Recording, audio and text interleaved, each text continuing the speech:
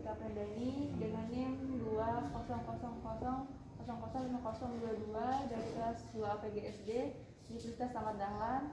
Di sini saya melakukan wawancara tentang inovasi pembelajaran selama pandemi. Pertanyaannya, awal sejarah berdirinya SD Piri ITK Yogyakarta itu bagaimana, Bu? Ya, dulu SDN ITK itu berdiri pada tanggal 22 April 1986.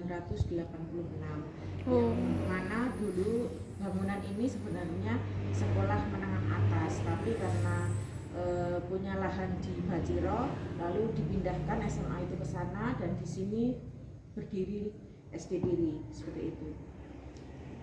Kemudian untuk visi misi dan tujuan sekolahnya seperti apa? Oh iya, kalau untuk visi dari SD Piri ini adalah terwujudnya siswa yang berprestasi dan dilandasi intak dan iptek dalam pembentukan karakter berbudaya.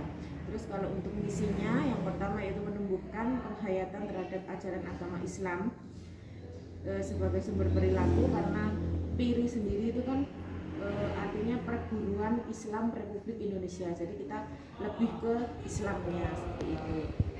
Terus untuk tujuannya, warga sekolah menjadi beriman dan bertakwa kepada Tuhan Yang Maha Esa serta berakhlak mulia.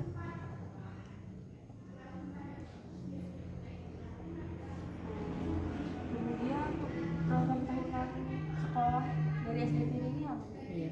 Kalau untuk program tahunan sekolah, karena berhubung ini masa pandemi ya, masih dalam masa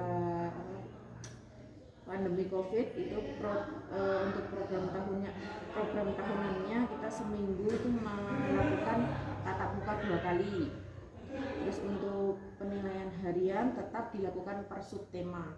Per subtema itu karena kita satu tema itu ada 3 subtema dan kita ada 9 tema, berarti 9 kali 3 subtema berarti ada 27 penilaian harian, 1 PTS dan 1 PAS.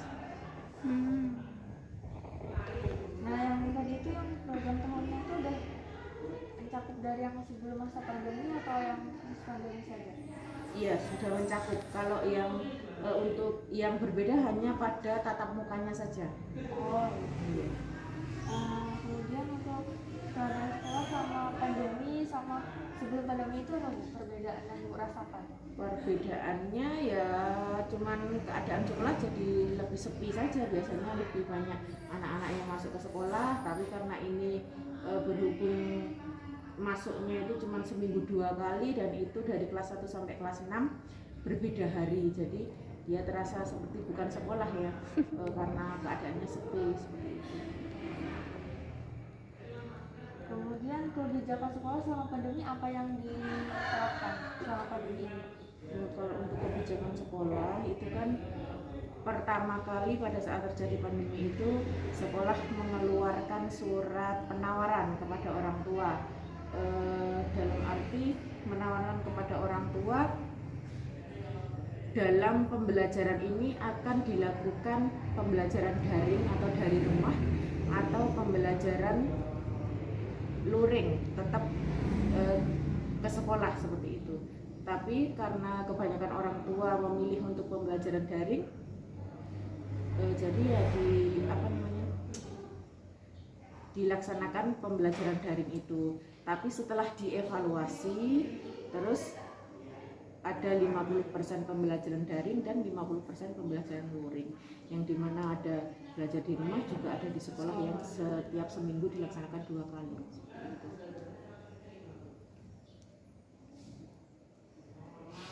Kemudian untuk pelaksanaan pembelajaran daring sehari-harinya bagaimana?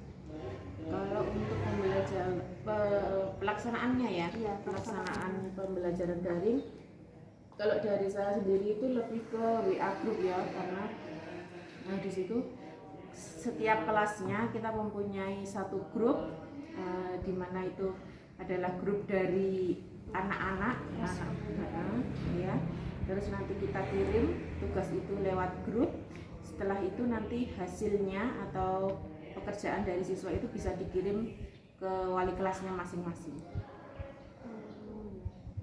Kemudian kalau untuk siswa yang tidak paham itu biasanya lebih menjapri ibu atau kayak lewat grup saja gitu. Kalau siswa ada yang belum paham itu biasanya ada juga yang langsung bertanya lewat grup, ada juga yang japri ke wali kelasnya. Kemudian kalau selama pandemi ini kan susah untuk menyimak. Guru-guru itu ada nggak kayak cara kreatif yang misalnya membuat video pembelajaran tersendiri agar siswa itu menjadi paham, jadi nggak cuma secara teori saja gitu. Ya, kebanyakan strategi ya kita dimasuk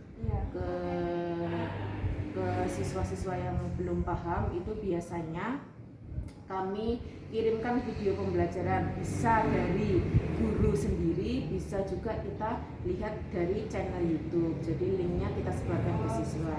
Bisa juga kemarin karena ada beberapa siswa yang memang tidak bisa memahami materi tersebut, kita melakukan home visit. Jadi kita datang ke rumah siswa tapi dengan tetap mematuhi protokol kesehatan dan dengan jam yang terbatas, itu maksimal cuma 1 jam setiap anak, sehari 1 anak. Kemudian untuk perencanaan pembelajaran daring selama pandemi apa? Kalau untuk perencanaannya tetap kita membuat RPP yang khusus daring, itu tetap kita membuat. Ya, itu aja sih, cuma sama menyiapkan medianya itu saja, HP. Kalau untuk waktu pembelajaran selama daring ini berapa jam? Ya. Untuk pembelajaran daring yang di rumah berarti? Yang di rumah. Begini, kan sekolah itu biasanya jam 7 masuk. Kalau full itu kan jam 7 sampai jam 3. Tapi kalau khusus untuk daring ini biasanya pagi kita memberikan tugas, nanti jam 5 sore, tapi terserah anak itu mau mengerjakan kapan. Mau mengerjakan kapan, yang penting jam 5 sore itu tugas harus dikumpulkan seperti itu. Berarti fleksibel waktunya, nggak harus jam segini. Ya, kecuali kalau ada Zoom meeting seperti itu atau video call, itu kan kita harus menentukan jamnya ya. Berarti itu emang harus tetap tepat waktu kayak jam 5 gitu. Kalau misalnya ada yang lewat dari jam segitu, Bu? Kalau ada yang lewat seperti itu, kita ingatkan terlebih dahulu.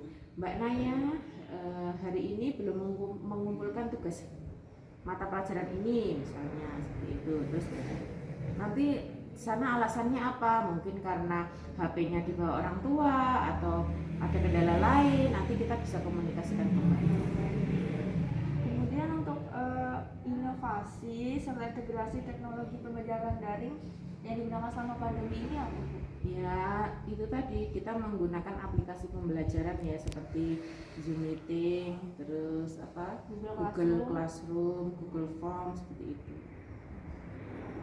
Kalau kayak untuk absen itu lebih ke lewat Google Form gitu ngisi siswanya atau? Enggak, kalau absen itu setiap pagi saya menyapa anak-anak lewat WA group. Nanti siapa yang sudah siap untuk menerima materi pada pagi hari ini, ketik ready, saya bilang gitu. Terus nanti anak yang sudah siap pasti langsung akan membalas ready bu, seperti itu. Tapi kalau ya ada yang belum bangun, belum siap dengan HP-nya atau masih main, nah itu pasti akan ketinggalan untuk absen.